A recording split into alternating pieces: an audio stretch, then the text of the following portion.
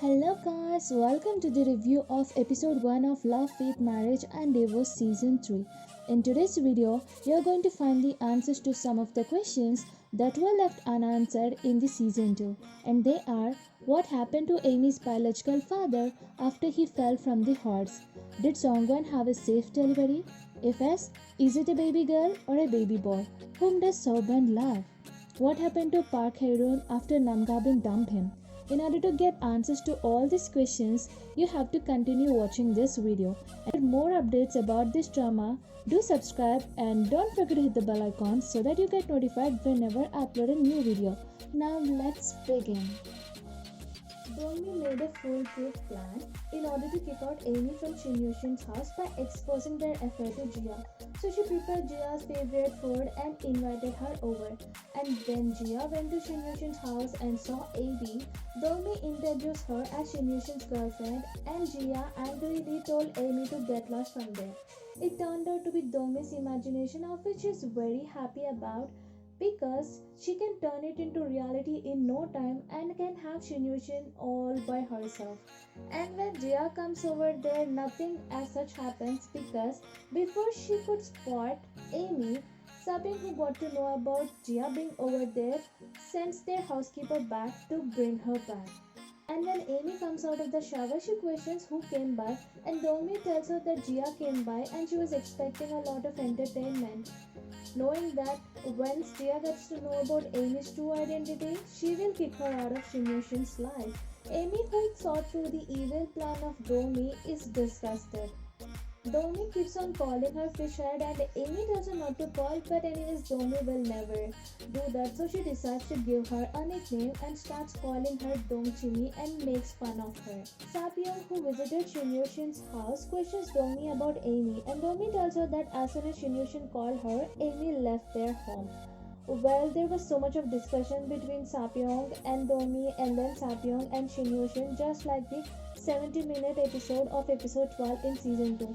If I start telling everything, even 1 hour would fall short. Since this is a review video, I'm going to just highlight the important parts of their discussion. So Sapyeong, who saw through the evil plan of Dongmi of using Jia in order to kick out Amy so that she could have Shinyushin all by herself, confronts Dongmi. But Dongmi pretends and lies that she doesn't know anything. Jia just came by unannounced. But Sapyeong, who's tired and sick of her antics, tells her to stay away from her daughter and not to expose things she's not supposed to expose to. Dongmi gets super angry and accuses her of getting home drunk and nitpicking on her, when Dongmi is the whole and sole reason she got into a rich family and became the wife of Shinyushin.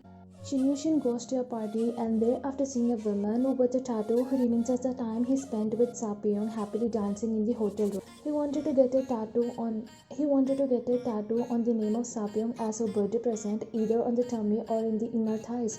But she tells him it's not necessary, his love is enough for her.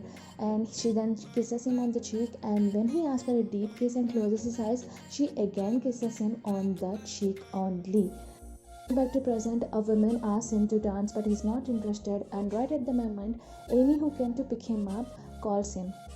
This guy is seriously weird. When he was with his wife, he was reminiscing the time he spent with his mistress, and now that he's with his mistress, he's reminiscing the time he spent with his wife.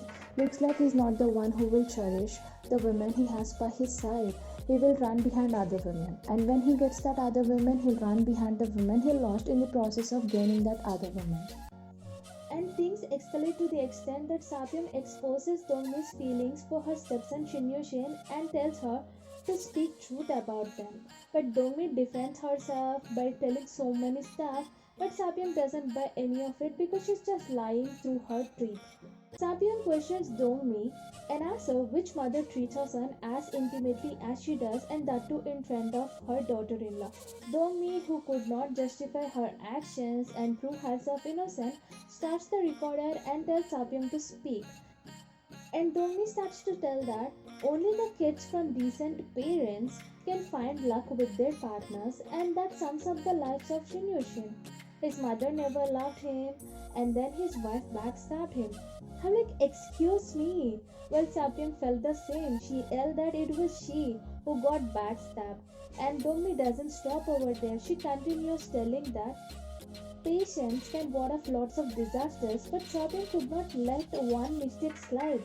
I'm like, excuse me, do you think that cheating on his devoted and perfect wife is actually a mistake? Well, that's a sin for your kind information. And Dongmi questions her that what will her daughter learn from her, and Sapyang immediately questions her, so did she teach Shinyoshin to step out on his own wife? And all this kind of reminds me of what happened in episode 12. Shinyushin told to Sapyang that if her mother had forgiven her cheater husband, she would have forgiven him too. And if she forgives him, her daughter can forgive her cheater husband in future. These both stepmother and stepson do things alike, which is very nasty and disgusting. Sapyang questions told me that within 2 years of Shinyushin's mother's death, she married her husband. Did her love bloom in those 2 years? And at this point, Sapyong is not going to hold back anything, so she spilled another secret. And that secret is which she overheard a conversation between the drunk friend of Shinkirin and Shinkirin. It turned out to be his wife slapped him because he was having an affair with Dongmi, and he was quite embarrassed when his friend brought about this topic and told that his friend was also shocked knowing that Dongmi was not suspended from her job after all these things happening. Sapyong concludes everything by telling Jia. Sapyong concludes everything by telling Dongmi it is about time for her to age gracefully, and Dongmi raises hand on Sapyong, but Sapyong catches her hand right at the moment and tells her that Dongmi loves watching American soap operas where daughter-in-laws slap their mother-in-law, so why don't they reenact that particular scene? As Sapyong frees her hand, Dongmi slaps her. Since Sapyong cannot slap her back because obviously Dongmi is much older to her and she respects her elders despite they deserve it or not, she chose to break a pot nearby, and Shinyushin and Amy, who came right at the moment, get shocked seeing the breaking of the pot. Sapyong tells to Shinyushin about the evil plan of Dongmei to kick out Amy using Jia, which kind of upsets him. And she also tells him about the recording. When Amy goes to fetch it, Dongmei tells her that she's going to break her wrist if she touches the phone, but Amy coolly and confidently tells her that as if she would let her touch her. I think Dongmei forgot how she got beaten up by Amy, who knows how to box well.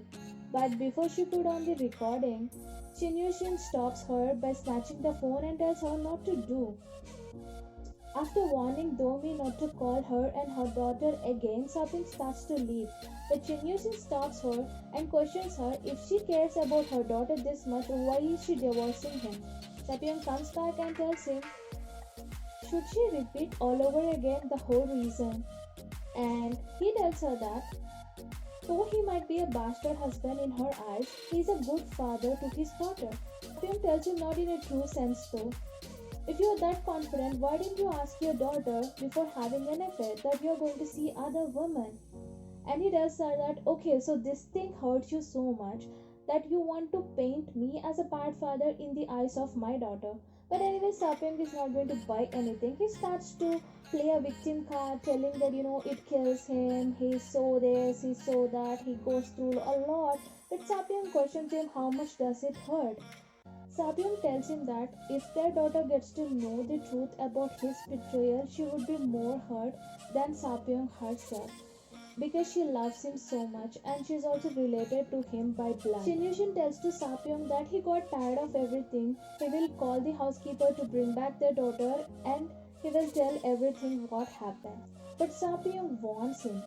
If he does that, then she's not going to let him see their daughter again. As Sapyong leaves, this time Amy stops her. She cries and tells her that if Sapyong tells her to move away from Shinyushin's life, she will go from there because it hurts her too. She doesn't feel good about what all happened. But Sapyong doesn't stop and leaves from there. And Amy follows her in the car. She stops the car, goes to Sapyong and asks her to get inside the car because she's drunk and she will drive her. But Sapyong tells her that she's sober and she starts to leave from there. While Amy starts saying Though it is late, I am ready to leave him if you say so only. There is a cute little moment which I enjoyed that happened between Sapyong and her daughter. The first thing is Shinkirin's ghost started to sing karaoke late at night, which made Jia wake up from her sleep. But she could not see Shinkirin, but she could hear him singing. But when she brought Sapyong over there, neither she could see Shinkirin nor she could hear any song. So she asked Jia to sleep with her tonight. She told Jia that sometimes when you don't sleep well you start to hear things, but Jia tells her mother that because of her old age maybe she's lacking hearing ability. And Sapki questions her like in a funny way she questions her, so you're calling me that I'm an old lady? And there's a cute little moment between mother and daughter because of all this whole scenario. Shin Yushin doesn't find Amy in the room or in the bathroom, so he goes in search of her and sees her crying in the living room. She tells him that she lost her father, and he immediately questions her if he was the father from the United States because she has two, right? A stepfather and a biological father. She tells him that it's biological father. He died last Monday. She tells him that after falling from the horse, he got paralyzed and then he died a week ago. And her mother texted her as she got to know from her friend who lives in Seoul.